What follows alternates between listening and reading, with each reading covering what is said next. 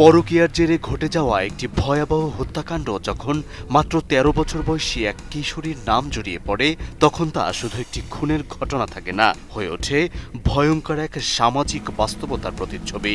মায়ের সঙ্গে মিলে সৌদি প্রবাসী মোকাররম হোসেনের মরদেহ খণ্ড বিখণ্ড করা এবং পরে সেই আলামত গোপনের ঘটনায় স্তম্ভিত তদন্ত কর্মকর্তারাও।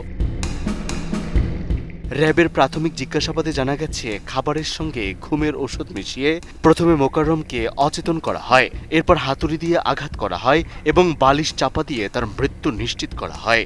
আর মৃত্যুর পর তার মরদেহ বাথরুমে নিয়ে গিয়ে ৮ টুকরো করে ফেলা হয়। পুরো ঘটনাটি যেন কোনো ক্রাইম থ্রিলার সিনেমার ভয়াবহ দৃশ্য। পানির সাথে মিশিয়ে ঘুমের ওষুধ খাওয়ানোর চেষ্টা করা হয়। পানি অতিরিক্ত তিক্ততার জন্যে মোকাররম সম্পূর্ণ পানিটুকু শেষ করে না, বাট কিছুক্ষণের মধ্যেই সে অনেকটা অবচেতন মনেই ঘুমের ঘুরে ঢলে পড়ে। তখন তাদের পরিকল্পনা অনুযায়ী হেলেনা বেগম তাকে বালিশ চাপা দিয়ে শ্বাসরোধ করে হত্যা করার চেষ্টা করে।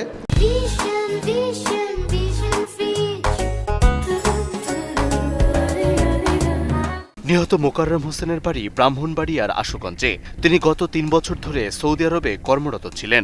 তদন্ত সংশ্লিষ্টরা বলছেন, নিজ এলাকায় থাকাকালীন সময়ে তাসলিমা আক্তার ওরফে হাসনার সঙ্গে তার পরকীয়ার সম্পর্ক গড়ে ওঠে। আর সেই সম্পর্কের সূত্র ধরেই গত ১৩ই মে দেশে ফিরে মোকাররম গ্রামের বাড়িতে না গিয়ে সরাসরি ঢাকার মুগদার মান্ডা এলাকায় তাসলিমাদের ভাড়া বাসায় ওঠেন। এরপর থেকেই পরিবারের সঙ্গে তার যোগাযোগ বন্ধ হয়ে যায়। পরে পরিবারের সদস্যরা তাকে খুঁজতে শুরু করেন। চাঞ্চল্যকর ঘটনার প্রধান আসামি হেলেনা বেগম ও তার মেয়ে হালিমাকে আলামত সহ গ্রেফতার করেছে র্যাব ৩।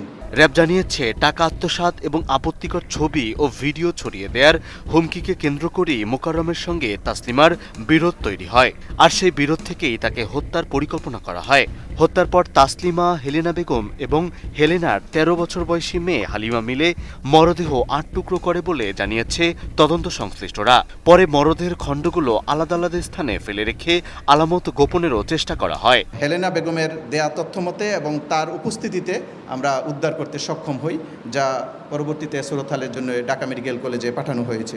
গেল ১৭ই মে মুগদার মান্ডা এলাকার একটি নির্মাণাধীন ভবনের বেসমেন্ট থেকে মাথাবিহীন ৭ টুকরো মরদেহ উদ্ধার করে পুলিশ।